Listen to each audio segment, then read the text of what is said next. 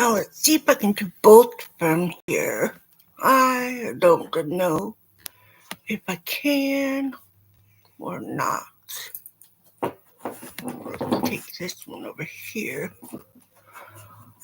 Okay, I might be live from both now.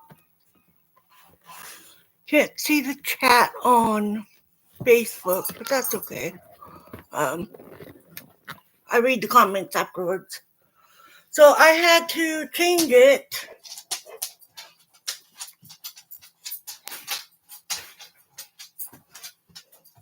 to go through here because my laptop doesn't want to work. Of course, I was running late,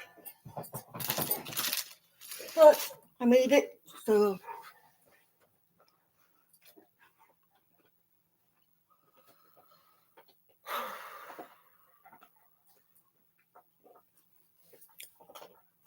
hello, Lily. Can you hear me?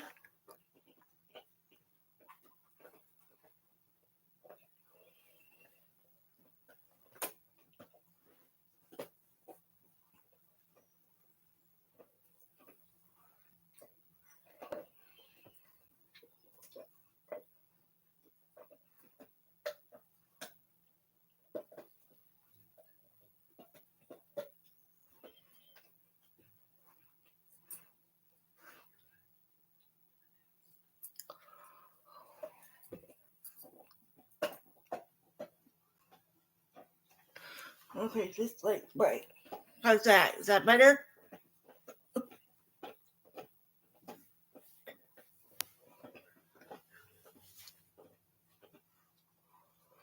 I'm hot. All right, thank you. Thank you for letting me know. Sorry, this one's kind of crazy. My laptop is barely running, so I'm gonna have to figure out if this works. I could do it this way. That would be good. Just go live straight from YouTube instead of StreamYard for now.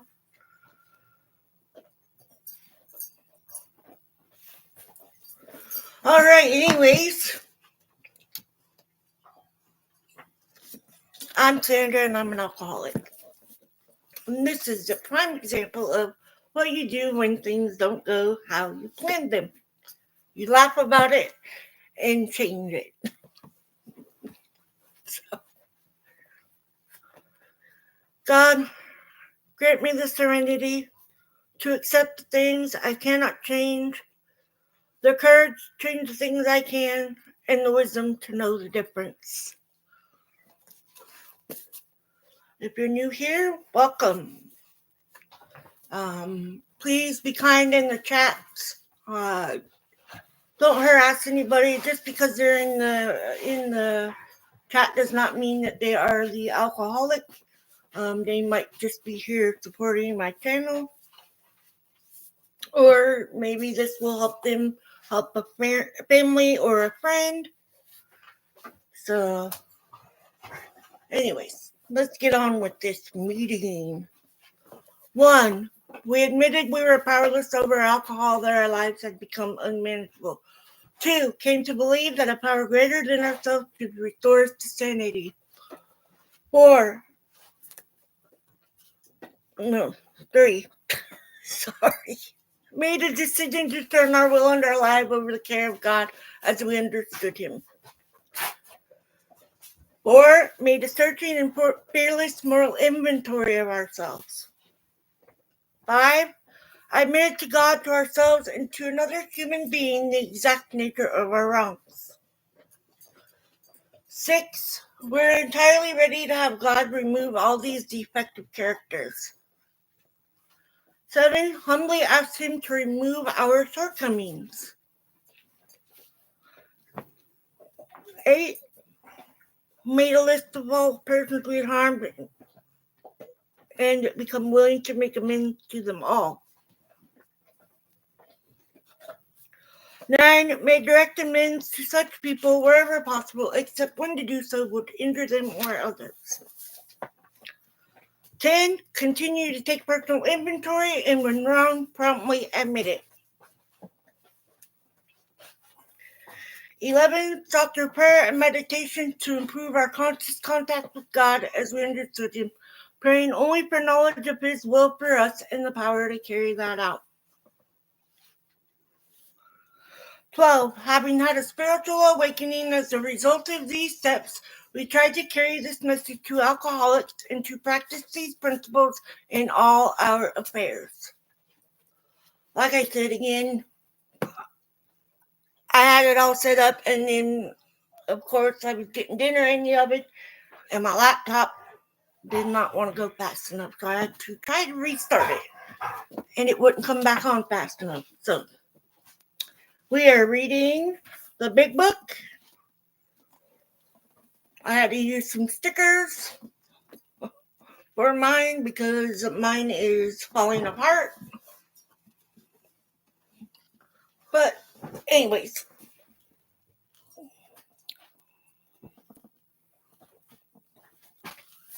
there's hardly anything on my laptop, Louie.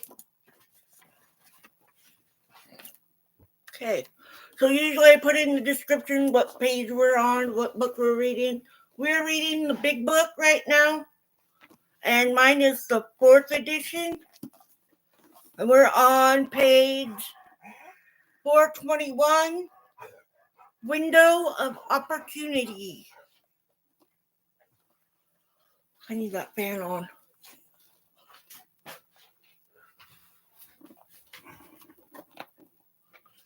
This young alcoholic stepped out a second-story window and into AA.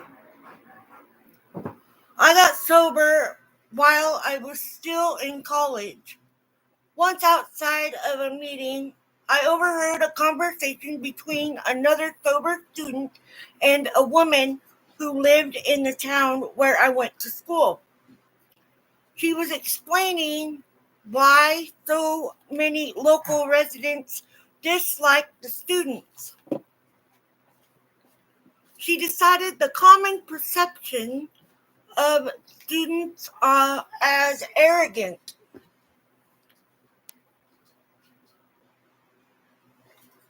And self-centered, and went on to tell the following story. I am a nurse and I work in the emergency room. 2 years ago, a student was brought in by ambulance in the middle of the night. He had gotten drunk, walked through a second-story window, and fallen 20 feet head first into a concrete window well. He was brought in covered with blood. His head had swollen to the size of a watermelon. He kept swearing at the nurses and doctors, telling them to keep their hands off of him and threatened to sue them. He was without a doubt the single most obnoxious person I have ever met. At that point, I interrupted her. That was me, I said. That was my last drunk. I had walked through that window when I was 19 years old. How had I gotten there? I had always been a good kid growing up. The kind of son other mothers love.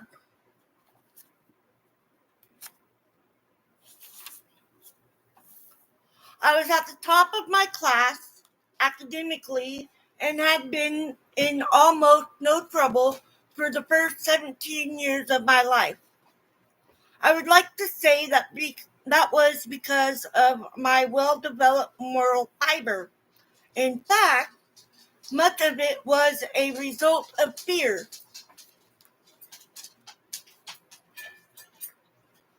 My earliest memories included threats by my parents to throw me out onto the street for the slightest act of disobedience.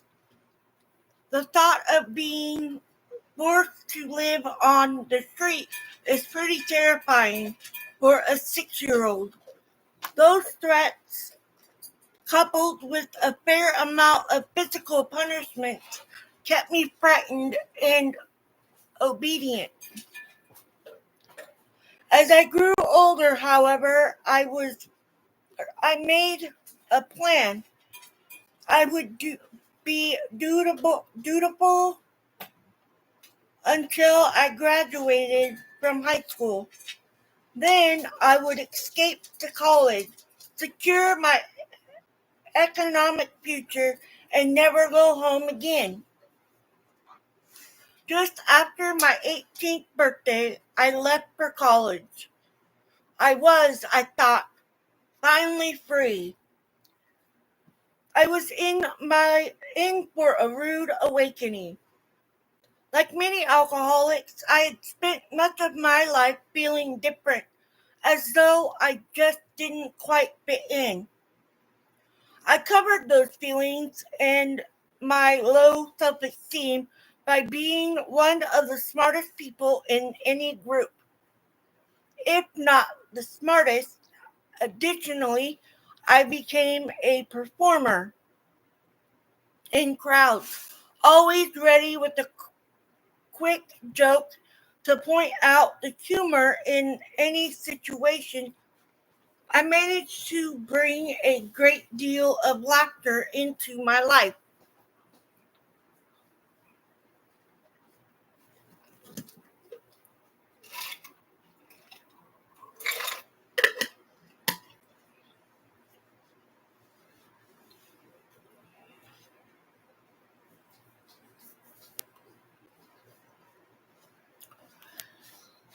I went to a college filled with people who had always spent their entire lives at or near the top of their academic classes. Suddenly, I was no longer special. To make matters worse, many of them had what I only dreamed of: money. My family was strictly working class, struggling to get by on what my father earned. Money had always been a big issue. I equated it with security, prestige, and worth. My father was fond of saying that the sole purpose of life is to make money. I had classmates whose names were household words that controlled wealth. I was ashamed of my family and ashamed of myself. My shaky confidence crumbled. I was terrified of being found out. I knew that if others discovered who I really was, they wouldn't like me and I would be left alone, worthless, and alone. Then I discovered alcohol. I had tried it a few times and in high school, but never enough to get drunk. I knew that getting drunk meant being out of control. My escape plan required that I always keep my wits about me.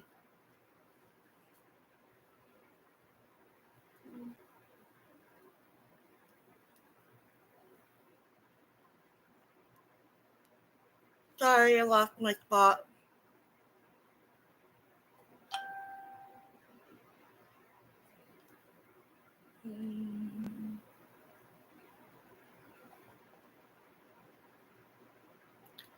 When I got to college, however, that fear left me.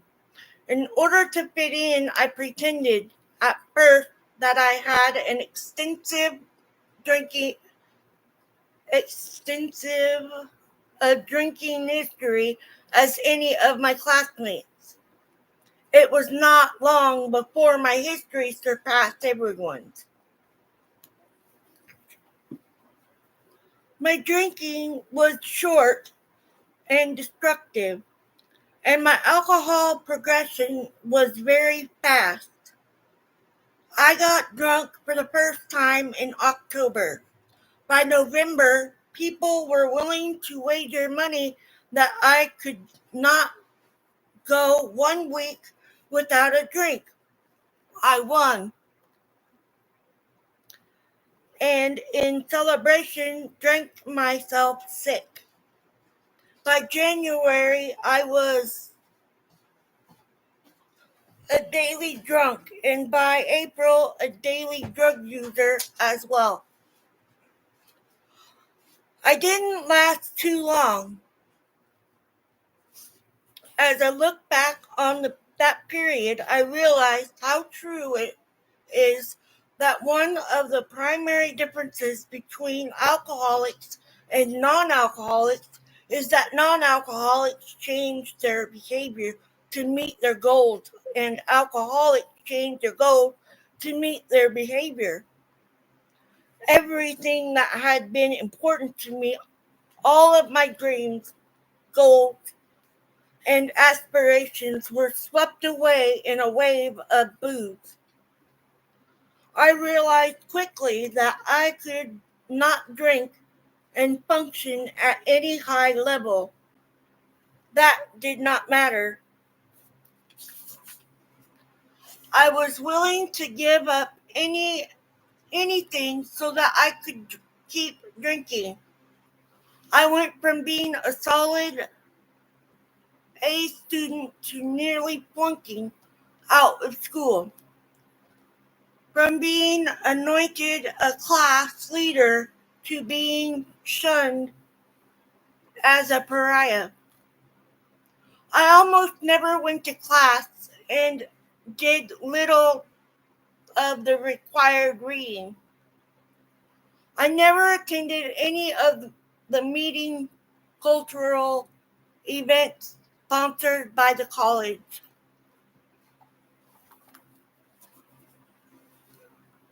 I forsook everything that makes college worthwhile in favor of drinking.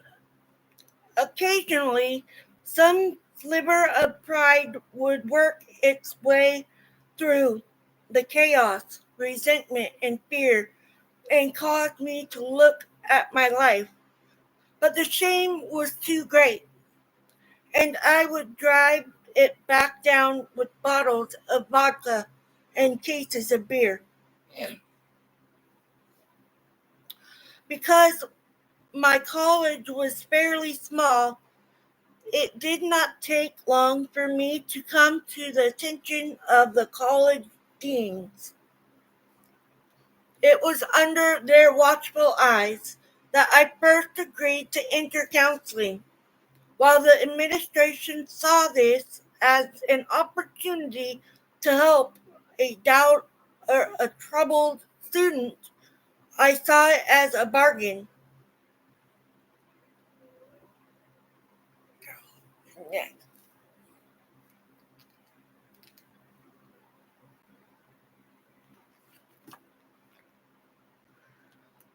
I would go to counseling to make them happy, and they would owe me one. Not surprisingly, the counseling had no effect. My daily drinking continued unabated. About a year later, I realized that I was in trouble. I had failed a class during the winter term. I had rarely attended and had not turned in the term paper on which 50% of our grade was based.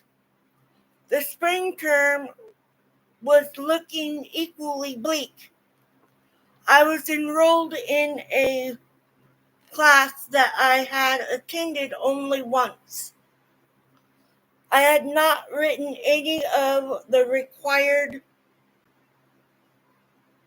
papers or bothered to show up for the midterm examination. I was bound for failure and expulsion. My life had become unmanageable, and I knew it. I went back to the dean who had guided me into counseling, and for the first time, I admitted to myself and to someone else that I had a problem with alcohol. I didn't think I was an alcoholic. I wasn't even sure what that was, but I knew my life was out of control. The dean allowed me to withdraw from that class the day before the final exam on one condition. I had to enter a treatment center. I agree. I have to put my hair up real quick. I know I had one up here earlier. Oh well.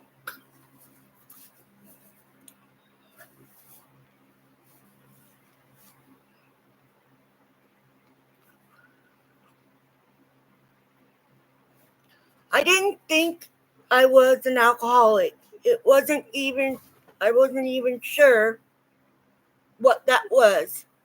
Okay, I already read that one. A few days went by with the pressure lifted. My life did not look so unmanageable. In fact, it looked as if I was back in the saddle. So I thanked the dean for his help, but told him that I would be okay on my way or on my own. I did not go to a rehab. 2 weeks later, I walked through a second-story window. After insulting the emergency room personnel, I slipped into unconsciousness where I remained for 5 days. I awoke in a neck brace with complete double vision. My parents were furious. I was flown home, and the future looked bleak. God's timing, however, is impeccable. My college had a long history of drinkers, including Dr. Bob.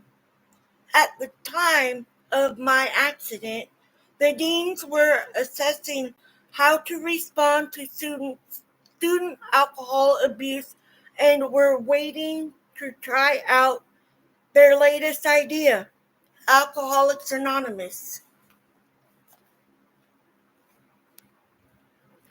I was a test case. They told me in no uncertain terms that I would never get back into this college unless I went to AA. Under that pressure, I went to my first meeting. Looking back, that may have been the first healthy decision I ever made with respect to alcohol. One definition of a bottom is the point when the last thing you lost or the next thing you are about to lose is more important to you than booze. That point is different for everyone, and some of us die before we get there.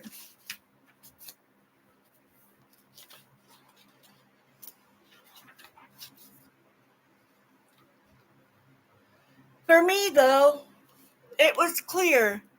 I was willing to do anything to get back into school.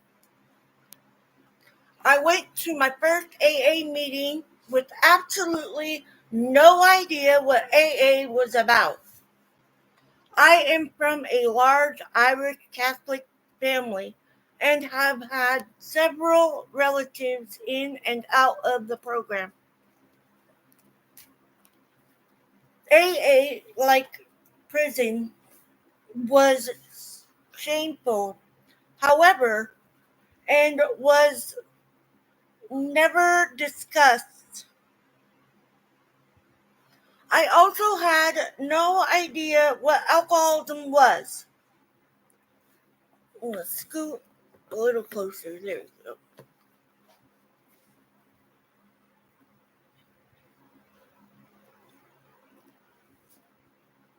I remember a girlfriend once told me that her mother had a drinking problem, but that she was not an alcoholic.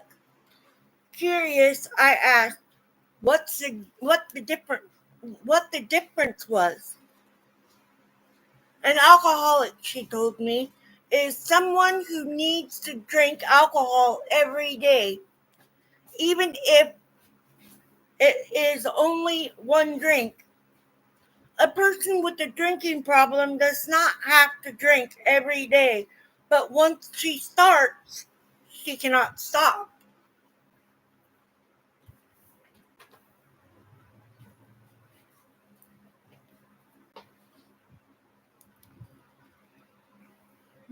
By that definition, I was an alcoholic with a drinking problem. I was surprised by my first meeting. It was in a church, and whatever I had expected, it was not this. The room was filled with well-dressed, smiling, happy people. No rancid coats or three-day beards, no bloodshot eyes, wheezing coughs, or shaky hands, but laughter. Someone was talking about God. I was sure I was in the wrong place. Then a woman introduced herself and said that she was an alcoholic.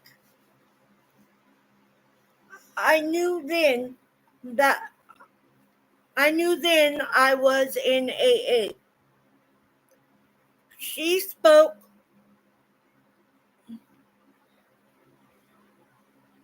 I'm trying to check something. Just a second, guys.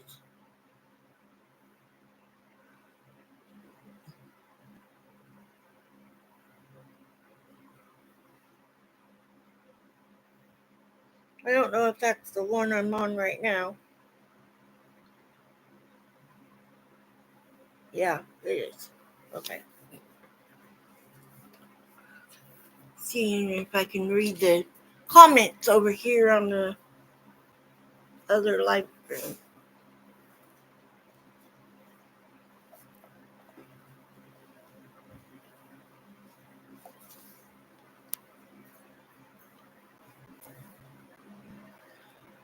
Okay. I knew then I was in AA. She spoke about feelings of insecurity replaced by confidence, fear replaced by faith, resentment replaced by love, and despair replaced by joy.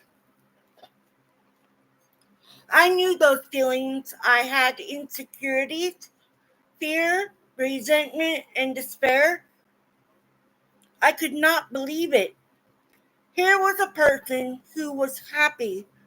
It seemed like a long time since I was I had seen one of those. After the meeting, people welcomed me with open arms and gave me their telephone numbers.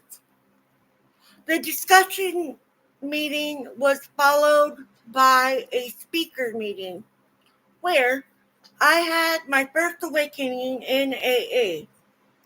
The speaker said, "If you're an apple, you can be the best apple you can be, but you can never be an orange." I was an apple, all right, and for the first time, I understood that I had spent my life trying to be an orange. I looked around at a room filled with apples, and if I was understanding the speaker, most of them were no longer trying to be oranges. My progress in AA, however, was slow. I refused to go to meetings outside of my neighborhood, which meant that I went only Tuesdays and Thursday nights. I always felt better after a meeting. I remember times when something upsetting would happen on a Friday, and I would tell myself I wish were Tuesday so I could go to the meeting. No matter how many suggestions I heard and how many rides were offered, however, I simply would not go to the meetings on those other nights.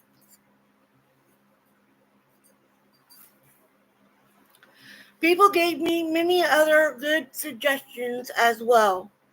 They suggested that I stay out of relationships. I was young and single, and I rejected this idea out of hand. For the first year, I bounced from one sick relationship to another. They suggested that I get a relationship or get a sponsor.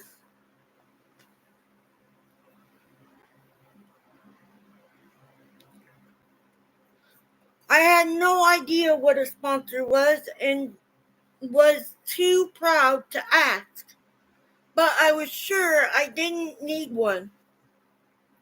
After all, I was smarter than the rest of these people. They might need someone to tell them how to run their lives. But double vision, neck brace, and all, I was doing just fine on my own. People suggested I find a higher power. I was not fooled. I knew when they said higher power, they meant God. And I knew that God waited for me to step out of line just once so that he could take his revenge. I wanted no part of God. With this resistance, I plodded along for a few months. Whenever people asked me how I was doing, I would say, fine, just fine. No matter how hard I was crying inside. Then I reached the crossroads. I was sober about 6 months, and I was not getting any better. I contemplated offing myself almost every day. My emotions swung between paralyzing despair and rage, really bad rage. Often, in the space of a single moment, I was not happy, joyous, or free. I was miserable and I was sick of it. I decided I had enough. I went to my Tuesday night meeting, fully intending on sharing honestly. I arrived at the meeting and no one else was there. This meeting, which routinely numbered 20 people, it was empty. I waited for a few minutes and was preparing to leave when a man whom I barely knew walked through the door. He suggested that he and I have a meeting. I was sure it was a bad idea. He asked me how I was doing. That was all I needed. The pain, fear, misery, anger, loss, resentment, and despair came pouring out. For the next 45 minutes, I talked at this man, who continued to nod his head, smiling and say, "Yeah, I remember feeling that way." Now I'm cold.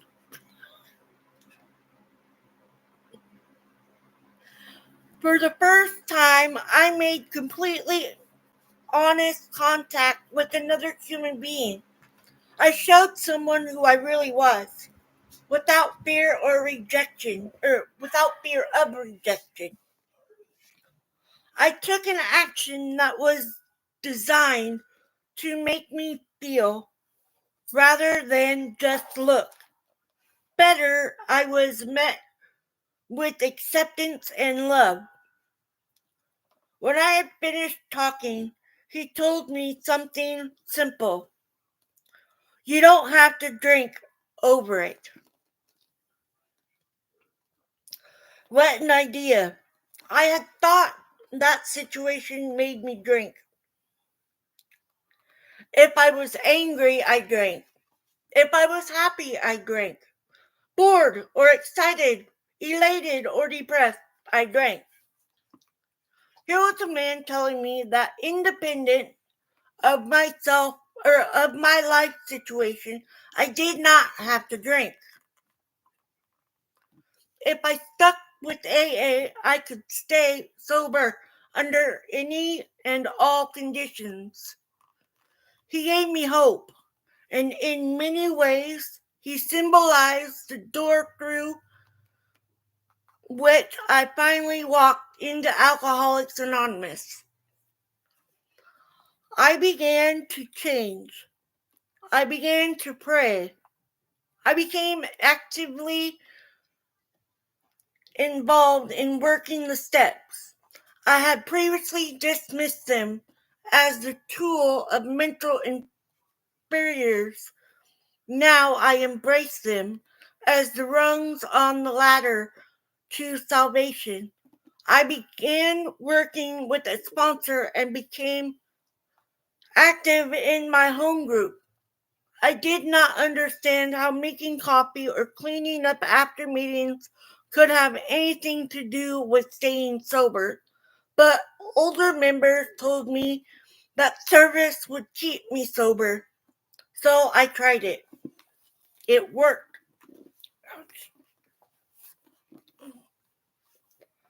My life began to change. Just before my first anniversary, I was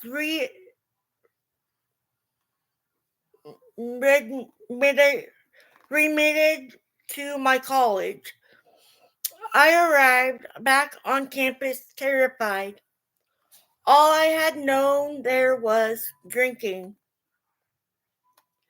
How was I ever going to stay sober under these conditions? The answer was simple. I threw myself into AA. Some very loving people took me under their wings. I had the opportunity to perform a fair amount of 12-step work with other students and a fair amount of 12-step work with other students. And by the time I graduated, there was a thriving AA community at that school. After I graduated, I attended law school. I arrived to find an AA that was very different from that to which I had grown accustomed. I was sure I would get drunk because those people weren't doing it right. Oh, I lost my spot again.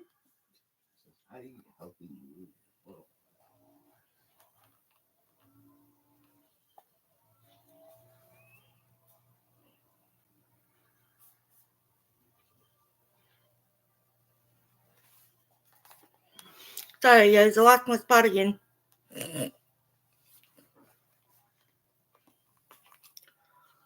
The answer was simple. I threw myself okay. I had the opportunity to perform a fair amount of 12-step work with other students, and by the time I graduated, there was a thriving AA community at that school. After graduation, I attended law school. I arrived to find an AA that was very different from that to which I had grown accustomed. I was sure I would get drunk because those people weren't doing it right. My sponsor back at college, aware of my propensity for finding fault, assured me that if my new friends were not doing it right, it was my obligation to show them how. So I did. Driven by fear and conceit, I set out to remake AA in my image.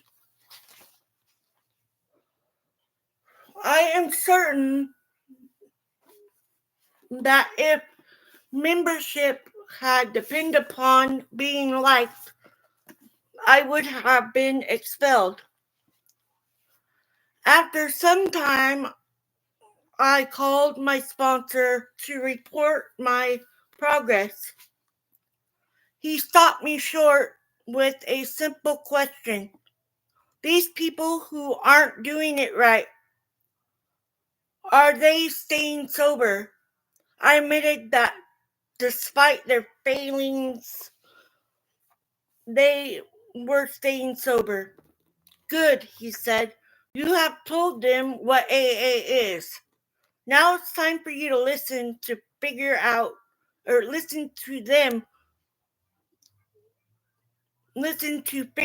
how they are staying sober. I followed that suggestion and began to listen. Slowly but surely,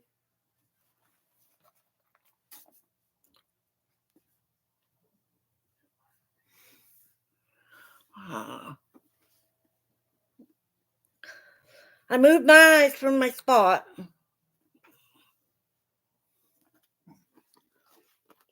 I'm supposed to be wearing reading glasses, guys. Hold on.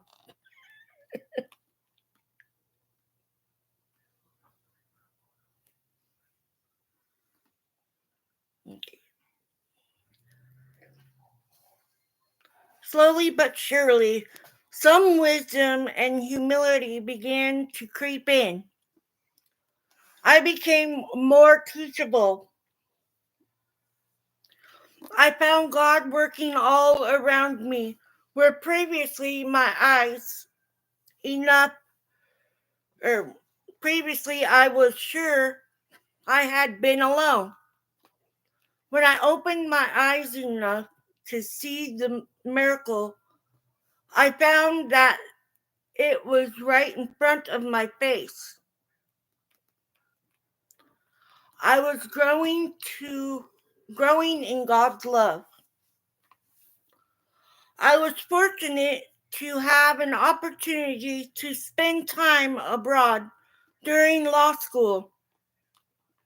That was something I had dreamed of doing while drinking.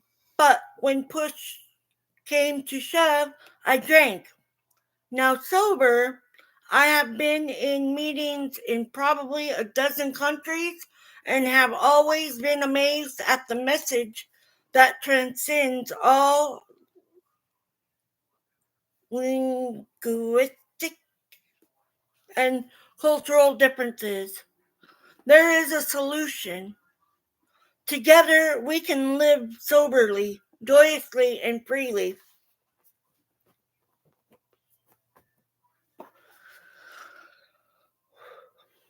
My life has been one of great joy. I am now 33 years old, and God willing, in 1 month I will celebrate my 14th sober AA anniversary. I am surrounded by loving friends on whom I depend and who depend on me. I have reconciled with my parents, from whom I had been estranged. My life is filled with laughter again, something that alcohol had taken away. I was married shortly after my 9th anniversary to a loving woman. 1 week before my 12th anniversary, our son was born. Through him, I learned more about unconditional love, the value of wonder, and the sheer joy of being alive. I have a wonderful job that most days I appreciate. I'm active in AA service work and have both a sponsor and several sponsees with whom it is a privilege to work. All of those are gifts from God. I express my gratitude by enjoying them. I once knew a woman who was crying before a meeting. She was approached by a 5-year-old girl who told her, "You don't have to cry here. This is a good place." They took my daddy and they made him better. That is exactly what AA did for me. It took me and it made me better. For that, I am entirely grateful. Internally grateful. I've shared this part of my journey more than not. I got so drunk that I blacked out. The first time I ever blacked out. I don't know what happened, what my face hit, but when I came to, because I was by myself, when I came to, I was by myself because I pissed off everybody because of my drinking. When I came to, I had to grab something quickly out of my dryer because I was sitting on the floor and my face was bleeding. I grabbed a pair of pajama pants out of the dryer and put it to my eye. Right here. This eye, right here. That's a night that I will not forget. Even though I didn't care how I was acting, how rude I was being, and how dumb I was being, I escaped that emergency room after putting up a big fight with my husband and my son and a lady in a red sweater. I don't know where she came from, but she was there. I have to say, she did help me pretty much the whole time I was there. After I did my escape artist move. So, first thing, I've been drinking all day, of course. And I had not been into drinking liquor. I had been drinking beer all day. Leastways what I had, of course. And I was getting tequila from a neighbor. And it wasn't fazing me, so I thought. That was a dumb thing to say. Dumb day, and yeah. So I escaped the hospital more than once. But after that, I think it was the next day, I didn't drink. I quit drinking that night. That was the last night that I ever drank for a year. And I set myself up. I'm like, it's been a year, why not? I had it sitting in my refrigerator for months. Not touching it. That was stupid. That was a big, bad move. Because when I came back from the first alcoholic binger that took months and months and months and years, when I came back from that bender, and drank a lot when I went back out. It didn't take long for me to be back to that person that I was before I quit drinking.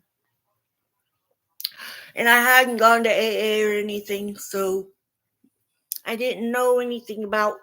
I knew about AA, but I didn't understand it because I'd only been to one meeting when I was a little kid, and so I didn't know really what it was. Hence, maybe that's why my father ended up in. Yeah. Anyways, some of them don't stop, like he said. Some don't make it out before they, you know. But I have to say, I still have bad days. I don't crave the alcohol anymore. I don't smell it. I don't go around. I go around it, but the places I go, I am used to being able to say no. And so if there's somewhere that someone is drinking and they're getting excessive and obnoxious, I will leave. I take myself out of the situation because of that. And some people don't understand that's why I'm doing it. And then they get mad at me for being the one for taking me out of that situation. I am told that I'm rude and stuff like that. Well, I'm not being rude. I'm trying to take myself out of that situation before I get mad and say hurtful things that, that had been said to me while I was drunk. And, all I want is to be able to help that person more than anything to be able to get what I have received in the gift of AA. And not everybody can. His story says, not everybody gets out of it. And some people get out of it just before, and that happens, and I just have to say that the best thing that's happened to me is AA and finding the fellowship of going to the meetings and having a sponsor and knowing that if I feel I need a meeting, I will go to a meeting. And even if I go there to just sit there and not participate, I can do that because you're listening. You go there anytime and they're willing to help. And no matter what, they accept you even if you went back out and come back because you're making that effort and admitting to yourself maybe you're not ready to quit that much. Maybe you're just doing it for a different reason. But like I always tell everybody here, please, there's help everywhere for alcoholics and mental health, and the help for narcotics. There's help for that too. It's NA meetings, AA meetings, counseling. Yeah, there's a lot of help, and that's the thing. Is the only way that you're going to be able to make it stick is you have to want to do it for you. What I tell my sponsees is you cannot take care of anybody else until you take care of yourself. And taking care of yourself is becoming sober, which means that needs to be first. First for you, because it will help you every single day to remember why you're not picking up that drink, that you don't have to, you don't need it, and you don't want it. But it has to be for you. And I might be babbling, but it's what I've learned.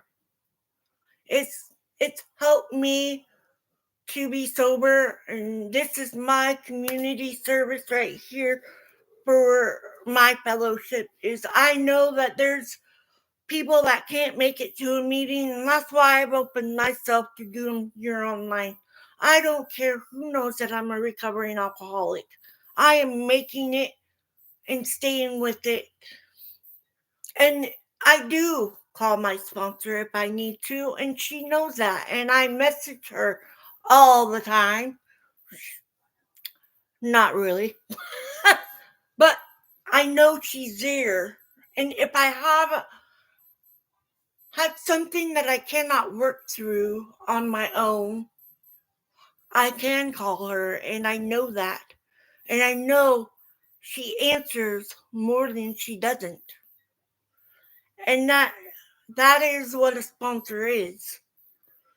And just as I've told my sponsees, I don't care what time it is, day or night, I'm here to listen. But I'm not going to give my phone number on the internet, so I'm sorry for that, but it's just not safe doing that. But just know that there is help. There's a lot of help. And you might go to a meeting and not understand a word that they're saying, but you know it's a meeting and you're being there and being in a group setting. That's if you know it's a meeting, you know that that's what they're talking about. Even if you don't understand it. You knowing that's what it is will be what will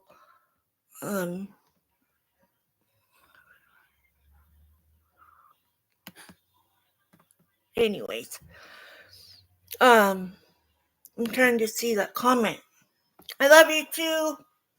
My sponsor just messaged me. So yeah, his story touches a lot because I did do that and go out and hurt myself and threw a fit in the emergency room, called them everything that under the sun, did the escape artist thing, and thought that my sister-in-law was going to stitch my face up. No, it don't work that way. I've learned AA is the best. It works. You just have to want it for yourself, of course. And I'm going to pull up the daily reflection on today is March 8th. Turning it over. Every man and woman who has joined AA and intends to stick has, without realizing it, made a beginning on step 3. Isn't it true that in all matters touching upon alcohol, each of them has decided to turn his or her life over the care and protection and guidance of Alcoholics Anonymous? Any willing newcomer feels sure AA is the only safe harbor for the foundering vessel he has become. Now, if this is not turning one's will and life over to newfound providence, then what is it? 12 Traditions book, page 35. That's this one. It's the smaller one. Submission to God was the first step to my recovery. I believe our fellowship seeks a spirituality open to a new kinship with God. As I exert myself to follow the path of the steps, I sense a freedom that gives me the ability to think for myself. My addiction confined me without any release and hindered my ability to be released from my self-confinement. But AA assures me of a way to go forward. Mutual sharing, concern, and caring for others is our natural gift to each other, and mine is strengthened as my attitude toward God changes. I learn to submit to God's will in my life, to have self-respect, and to keep both of these attitudes by giving away what I receive. Exactly why I do these meetings. Giving away what I have received from these meetings, from being part of meetings. And it just works. So, with that, I hope you all have a wonderful evening, a great weekend. Stay safe out there. Remember, stay sober. You can do it. You're worth it. And just remind yourself you can do it. And there is help. No matter what, there is help. I love you guys. And have a great day. You're welcome, Lily.